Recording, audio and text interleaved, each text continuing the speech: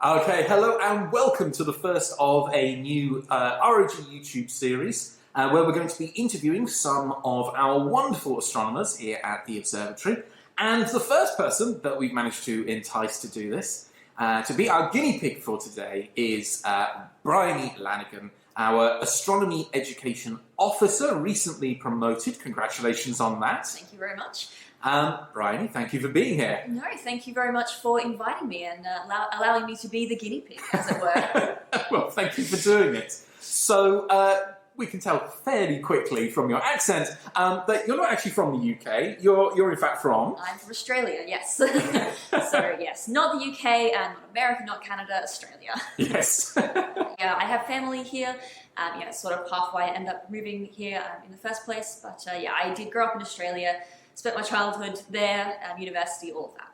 Considering that you do work in education here, at least to an extent, what are the main differences between education in Australia, the one that you went through, and the education that you're now basically teaching part of here in the UK? Yeah, well, there are some quite marked differences. For example, here, for one thing, you can go up to year 13. In Australia, we finish in year 12. Another thing is we don't have GCSEs. We don't have these massive exams at the end of what would be year 10 in Australia. While you have exams in year 10, you can finish school in year 10, year 11 and 12 are not required. We don't have sixth form in the way you do here. It's pretty much the same as the rest of your high school experience in that you're expected to wear a uniform in most places, you go to school every day, and you also take more subjects. So in most places in Australia, you will be taking 5 or 6 subjects. You can take more if you do some early, or if you take extra, you can actually end up doing 8 subjects the end of it. But yeah, while here I understand you're limited to maybe 4 or possibly 5 at the most. Yeah, 5 is pushing it. Yeah, absolutely. That's completely fair. Yeah. So in Australia, it's you do a lot more. It's a bit broader in many ways. But of course, that does mean we don't go quite as in depth in the subjects, which you could maybe argue sets us up not as well for university. But to be honest, you end up catching up pretty quick, and by the time you get to second year university, it's exactly the same subjects, and you're learning the exact same thing. Yeah. So is the university experience longer in order to make up for the No. So we don't have the American style thing where you're expected to do how many sort of extracurricular ones. It varies uni by uni, but for most places, 4 subjects a semester. For 3 years will give you your basic bachelor's degree. So it's just that the subjects, they tend to assume a lot of knowledge. But as well as that, because you can do more subjects, you're kind of expected to do more subjects. So for example, for most of Australia, there are actually 3 levels of maths that you should do if you want to do a maths or physics degree. So you will be taking 3 subjects of maths, not 2. So, already, while you could say, oh, well, your maths, it's not as in-depth as here. Well, actually, we have an extra maths, so it ends up being as in-depth. It's sort of swings and roundabouts, and it ends up sort of evening out from my experience. I didn't go on exchange, but I have a lot of friends who did, and I have seen some of the UK sort of university system from looking at it, and it's exactly the same once you get to that level. Is there anything about Australia that you miss being in the UK? Is it too cliche to say the sunshine? I think that's perfectly reasonable given the circumstances. No, I miss the sunshine. I mean, there are some things that I've managed to find over here. For example, Vegemite. It's different from Marmite, I promise. It's very different. And I have found some Tesco sells it. It makes me very happy. So I have Vegemite on toast every morning. I miss my Tim Tams, because who doesn't miss Tim Tams? There's a particular kind of tea that I can't get over here. But no, there's nothing major, apart from obviously my family and my friends in Australia. But apart from that, I mean, quite frankly, it's much of a muchness here as in Australia. So let's talk about your interest in physics primarily. So when did you get interested in physics and how? Yeah, so it's quite an interesting sort of road, I guess. In many ways, I was that sort of stereotypical nerdy child. But I was more of a reader. I could not put books down. I was told off. I used to read in class. I used to read during orchestra. I played lots of instruments. I used to read while doing gymnastics. I used to read like continually. I was not allowed to read at the table. It was a big rule in my family.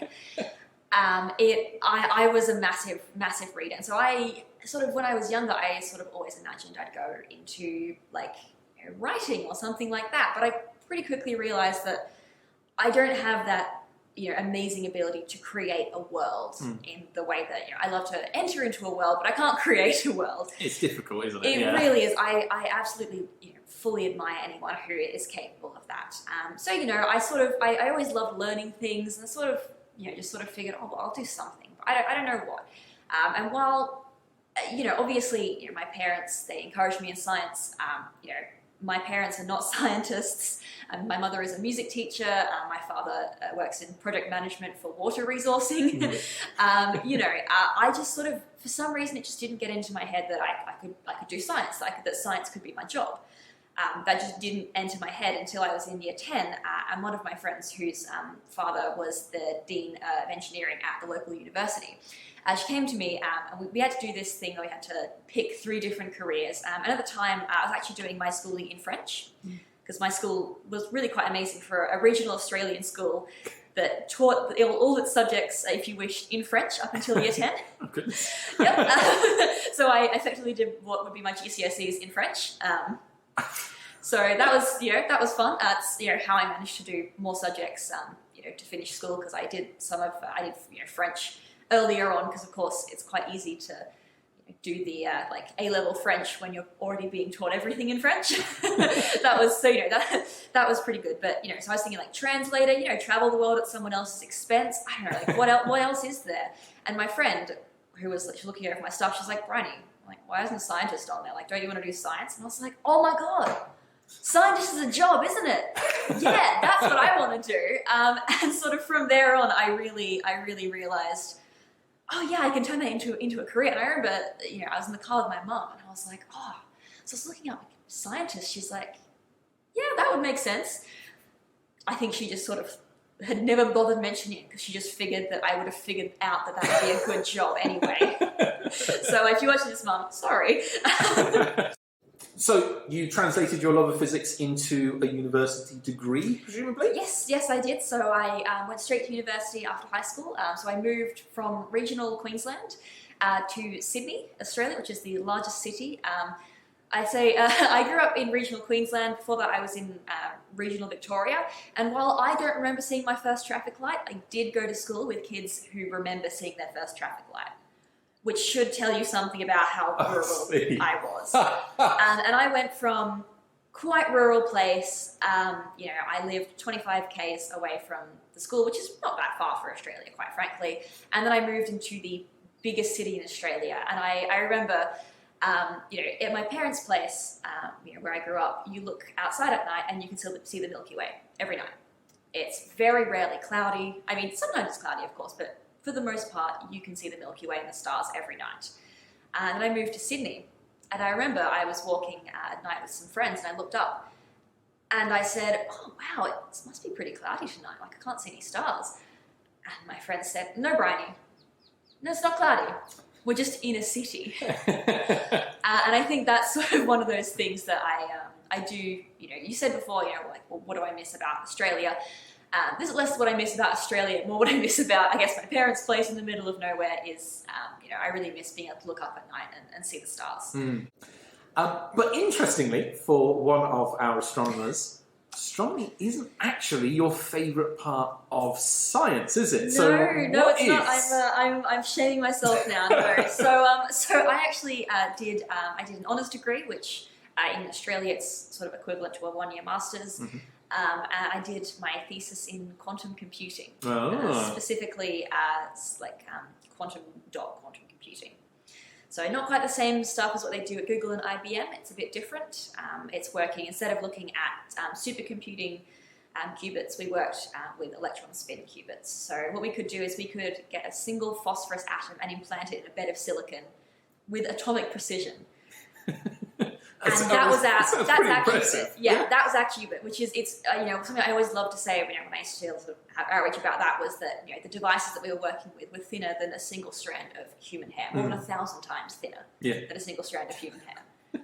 Yeah, I love astronomy. I think anyone who has grown up under a dark sky, cannot help but love astronomy. It's truly amazing, and I really do love it. I sort of, when I first was started to look into physics, the local University of Southern Queensland, they actually have a really good astronomy department, precisely because being in the middle of nowhere, or at least a half-hour drive from the middle of nowhere, they can observe from near the uni. So they actually have a really good astronomy department. So they were kind enough to let me do some work experience there during high school. They sort of handed me some numbers and said, have some fun with this. And I was like, wait, this is astronomy? Wait, okay. I mean, that's fine, but what about the telescopes and everything? Because that's, I think, something that really does surprise a lot of people, that astronomers, you don't spend your time looking through telescopes. Just like when I was working in quantum computing, I didn't spend my time working with quantum computers. I spent my time trying to figure out why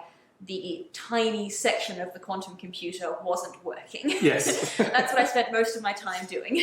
That said, you have had some experience working on telescopes at, was it Sydney Observatory? Yes. So I used to work at Sydney Observatory as a sort of like tour guide, was the way we were sort of built. But I mean, we all had either were at university studying physics or astronomy, or we had degrees, had finished degrees in physics and astronomy. And so the great thing about Sydney is that you have nice weather most of the year. And so we used to do telescope tours pretty much every night. And so we have 3 telescopes at Sydney Observatory. There's the North Dome, which is like quite a modern telescope. And even when it was cloudy and rainy, we could actually use it to look at like the Sydney Harbour Bridge and the Opera House and things like that, just to demonstrate the power of telescopes. We also had a really modern telescope, and we had one that is this beautiful old refractor from 1874. So it's older than the Great Equatorial. It's a lot smaller though. It's a lot smaller. Don't worry. I think it's about 11 inch, I believe, is what it is. But it was used to be the transit of Venus in 1870. So that's what it's for. So we use that, and it's beautiful to look at the moon, and murder to look at anything else. Yes. Because of course you have to align it by hand, and it's a bit of a nightmare. So you finish your degree, yes. Finish your honours. Yeah. Hand in your thesis. And yes, absolutely, hand in your thesis. And then you decide to come to the UK. Was it that quick, or was there more to it than that? So I handed in my thesis 13th November 2017, so a little bit ago now. I then got a job working for the university, helping update their physics courses because they were changing over their term structure. And so I did that for a year, and then when my contract there was over, I sort of went, well, I'm not sure what I want to do. I didn't really want to stay at my uni. I went to the University of New South Wales. Didn't really want to do a PhD there. I'd sort of been working with the same research group for a while. Thought, well, I mean, I've got a British passport. Why not go to the UK? And so I just sort of packed up my life and moved to the UK. So yeah, I mean, I've got family here. I didn't just move here just completely knowing no one. And I have a friend here as well. Well, a friend. I have several friends here now. I've made friends since moving here. But I mean, when I moved here, I sort of think back and I'm like, wow, I really didn't plan very well at all. Like I didn't actually have a British passport at the time. I just was able to apply for one, which is quite a confusing process because I needed a lot of documents that I didn't realize I would need at first. I needed my mother's original birth certificate because obviously she was born in the UK. I needed the passport that she used to move from the UK to Australia. And so all of that ended up that I actually moved to the UK with only an Australian passport. My British passport was still sort of processing. And so I got there, get to immigration, and they're like, oh yes, how long are you staying for? And I stupidly said, oh, well, however long I decide to. They look at my Australian passport and look at me and go, sorry, what did you just say? And I went, oh, no, right, here is my documentation saying that I'm currently applying for a British passport. And they were able to look it up in the system and went, I see. Next time you come into the country, do not lead with that. Either that or maybe wait until your British passport arrives before you go travelling, hey? And so, yeah, luckily my British passport arrived not long after that, and it was all good. But I think I gave the immigration officer a bit of a heart attack there. But hey, it all worked out in the end, and here I am today. Yes, and then you applied to the observatory. What made you choose to apply to the observatory here? Yeah, well, I sort of I toyed with the idea of doing like a PhD, a degree. I looked into it and I wasn't really sure. I just sort of wasn't sure really if that was what I wanted to do necessarily. I mean, maybe later on I am still thinking of going back into research, but I wanted to do something more education and science communication based. I actually ended up working in a school for a little bit while I was here for about 6 months, working in a special school actually, so a school that mostly had blind or visually impaired students. So that was very much a learning curve for me. Cool.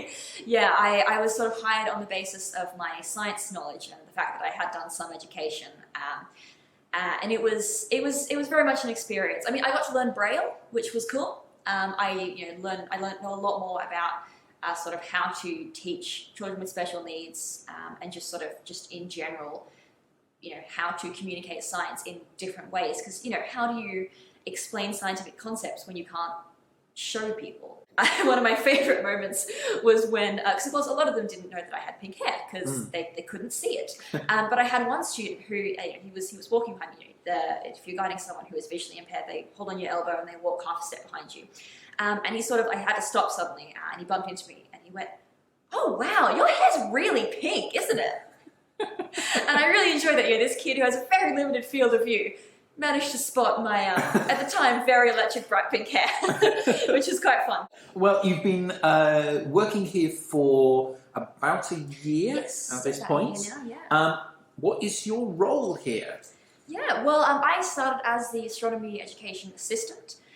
So in that, my job was not just delivering the workshops and planetarium shows for schools and the public, but also sort of behind the scenes coordination.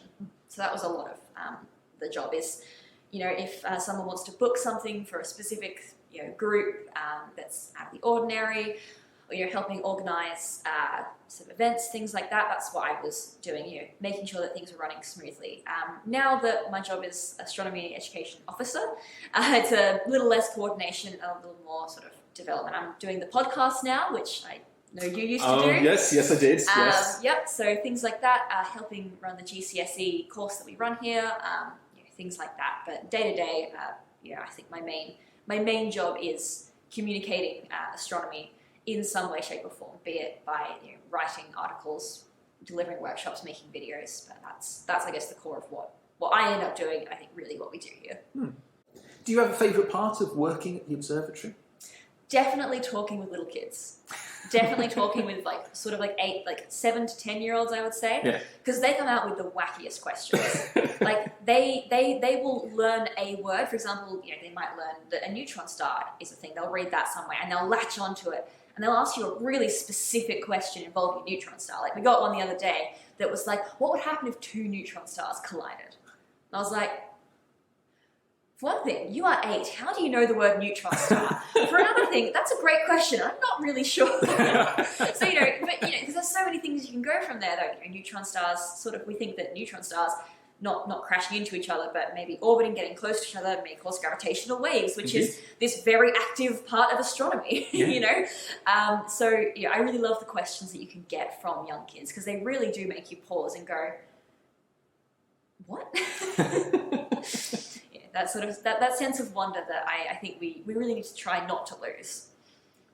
So do you see working in science communication, whether that be museums or science centres or possibly some form of teaching, do you think that's where you're going to go with your career?